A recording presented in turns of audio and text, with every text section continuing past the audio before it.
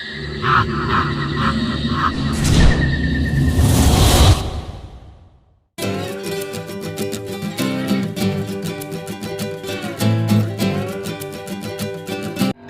عليكم، عاملين ايه؟ يا رب تكونوا بخير. النهارده هنعمل مع بعض طريقه تخزين البطاطس في الفريزر. بطاطس صوابع. الفتره دي في السوق البطاطس اللي موجوده تحمير. فاحنا طبعا الطريقه اللي هنعملها دي حتى لو البطاطس مش تحمير هتطلع معانا كريسبي ومقرمشه جدا. فخلاص بقى احنا ما يهمناش دلوقتي البطاطس تحمير او مش تحمير، كده كده هتطلع مقرمشه. انا طبعا كده كده مخزنه في الفريزر، فعشان كده هعمل معاكم التلاتة دول بس. كميه صغيره جدا ان انا بس اوريكم الطريقه، لكن انا كده كده مخزنه في الفريزر ما بستغناش عنها ابدا. الطريقه اللي احنا هنخزنها بيها دي طريقه صحيه جدا. مفيش اي اضرار من تخزينها. في ناس كتير قوي بتخزنها بطريقه القلي، ان هم يقلوها نص قليه، بس الطريقه دي ما بتبقى صحيه. فاحنا دلوقتي هنعملها بطريقه صحيه جدا وان شاء الله تعجبكم. دلوقتي انا قشرت البطاطس وقطعتها صوابع رفيعه جدا، او زي ما تحبي. بس الافضل طبعا تبقى رفيعه عشان تدينا نتيجه كويسه، تبقى مقرمشه. وغسلتها كويس جدا، حاولت بقدر الامكان انزل اكبر كميه من النشا اللي في البطاطس وحطها في ميه. ويلا بينا نشوف الخطوه اللي بعد. دلوقتي احنا حطينا حله على النار وحطينا فيها ميه عاديه جدا، وهنحط معانا هنا ربع كوبايه خل ابيض. الخطوه بتاع الخل ديت، الخل هيساعد ان النشا اللي في البطاطس تنزل، وكمان هيخلي قلبها من جوه طري، اللي هي تبقى مقرمشه من بره بس في نفس الوقت البطاطس من جوه طريه. في الخطوه دي انت ممكن تحطي اي نكهه انت بتحبيها من عند العطار، ولكن احنا عايزين البطاطس صحيه بقدر الامكان يعني. فهنحط ملح وهنحط كاري. الكاري اختياري، ممكن تخليه كاري حراق او كاري بارد. انا اللي هحطه ده كاري بارد. الكاري بيديها نكهه حلوه قوي، وهيخلي طعمها جميل، وهيخلي لونها في التحمير جولد ذهبي كده شويه، وبصراحه بيديها نكهه جميله قوي. ممكن تضيفي مكعب مرق الدجاج. المهم النكهه في الميه انت اختاريها براحتك، بس نحاول نبعد عن النكهات الصناعيه اللي بتتباع عند العطار، لان احنا عايزين البطاطس بتاعتنا. دلوقتي الميه بتاعتنا غليت، فاحنا هننزل بالبطاطس اللي غسلناها كويس جدا، وهنسيبها بقى تسلق سلقه الا ربع، اللي هي تبقى مسلوقه بس مش مهريه، وفي نفس الوقت تبقى ماسكه نفسها. هسيبها شويه وهرجع لكم، يعني تقريبا 10 دقايق، وهرجع اوريكم ادوس لكم على بطاطسيه كده واوريكم قصدي. دلوقتي امارات البطاطس انا نزلتها من على النار واديتها شطفه سريعه ميه جاريه من الحنفيه، وحطيتها في مصفى.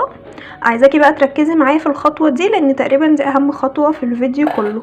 دلوقتي احنا لو شلنا البطاطس زي ما على حالها كده في الفريزر، البطاطس لسه عليها ميه، فلما نيجي نطلعها من الفريزر ونقلي الميه تنزل في الطاسه، فيحصل بقى طرطشه، وكمان الزيت هيبرد وحاجات مش لطيفه. طب احنا المفروض نعمل ايه؟ احنا هنسيب البطاطس في المصفى كده لحد ما تصفي ميتها خالص، وبعدين مناديل مطبخ وهنفرشها ونحط عليها البطاطس، او فوطه مطبخ تكون نظيفه انت مخصصاها الحاجات اللي زي كده، او تنشيف الخضار او الكلام ده، وهتفردي فوطه المطبخ وتحطي عليها البطاطس. اهم حاجه البطاطس تبقى ما فيهاش ميه خالص، تبقى البطاطس ناشفه جدا. تمام، انا هوريكم دلوقتي انا قصدي البطاطس تتسلق لحد ايه. بصوا تبقى من جوه مسلوقه، بس في نفس الوقت هي لسه ماسكه نفسها شويه، يعني مش مسلوقه 100%. تمام، بصوا بدوس عليها اهو بتتفعص، بس هي مش مسلوقه 100%. فاهمين قصدي؟ تمام. المهم زي ما قلت لكم اهم خطوه ان احنا ننشف البطاطس جدا. فانا دلوقتي هروح على فوطه مطبخ نظيفه ونشف البطاطس بتاعتي كويس جدا، وهرجع لكم نشوف مع بعض الخطوه اللي بعدها. دلوقتي انا بعد ما حطيت البطاطس على فوطه المطبخ هي بقت ناشفه خالص، ما فيهاش اي نسبه ميه خالص. عايزه اقول لكم ان الكاري مديها لون حلو قوي من قبل ما تتحمر، ولما تتحمر في الزيت هيطلع لونها زي البطاطس الجاهزه اللي بتتباع في السوبر ماركت وبتبقى جاهزه على القلي، او البطاطس اللي بناكلها في المطاعم في ماك والحاجات دي. فدلوقتي اهم خطوة احنا طبعا مش هنبقى عاملين كمية صغيرة زي كده، احنا هنبقى عاملين كمية كبيرة، فعشان لما نيجي ناخد من الكمية الكبيرة حبة صغيرين على قد ما هنقليها ما تبقاش ماسكة في بعضيها في الفريزر وكلها متلجة ونعرف ناخد منها. فهنعمل ايه بقى؟ طبعا الزيت دلوقتي انا هحط معلقة واحدة، لكن انت لو عاملة اكتر من كده فزودي الزيت، بس برضو ما تزوديش قوي، يعني انت ايه يبقى ليكي نظر كده. فدلوقتي انا هحط معلقة زيت واحدة. تمام، انا اسفة بقى لان انا بصور وبعمل مفيش حد بيصورني. فهنا انا حطيت معلقة زيت واحدة وهقلب البطاطس كويس جدا، هحاول اخلي ان كمية الزيت كلها تيجي على البطاطس، بحيث ان احنا لما نحطها في الفريزر وتبقى مجمدة البطاطس ما تمسكش في بعض، فنقدر ناخد منها الكمية اللي احنا محتاجينها. دلوقتي انا هقلبها كويس جدا واحطها في كيس التلاجة وارجع اوريها. دلوقتي بعد ما قلبت الزيت كويس جدا حطيتها في كيس التلاجة وطلعت الهواء من الكيس وربطته. انت لو عامله كميه كبيره ممكن تحطي الكميه كلها في شنطه كبيره وتاخدي منها حبه بحبه زي ما قلتلك، لان الزيت هيساعد جدا ان البطاطس ما تلزقش في بعض وهي مجمده. او ممكن تجيبي اكياس زي كده وتحطي الكميه على قد المره اللي انت هتقليها، يعني طريقه التخزين دي في ايدك انت حسب اللي هيريحك ايه. انت ممكن تعملي اكياس زي كده تشدي الكيس وتقليه وخلاص، وبقيه الاكياس في الفريزر. تمام، فانا دلوقتي حطيته في الكيس وهحطه في الفريزر عادي جدا، وقت ما احتاج هطلعه واقليه في الزيت. بيتقلي وهو مجمد، ما بتستنيش لما يفك. زي البطاطس اللي في السوبر ماركت اللي بنجيبها ونقليها، يعني احنا لما بنجيبها بناخدها من الفريزر نقليها على طول، فدوت نفس النظام، وهو مجمد هنقليه. بيطلع مقرمش جدا، والكاري بيخلي لونه ذهبي وطعمها بيبقى حلو جدا، لان احنا حاطين في الميه ملح، فالبطاطس بتبقى متبله كويس.